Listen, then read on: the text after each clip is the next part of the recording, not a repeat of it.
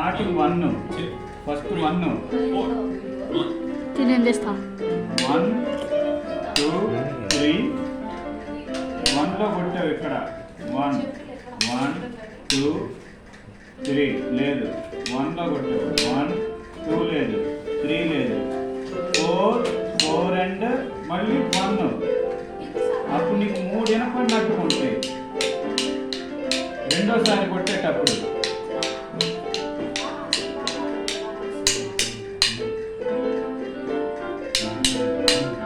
starting part ఎత్తేటప్పుడు 1 3 4 1 2 3 4 అర్థమవుతుందా నీకు 1 2 3 4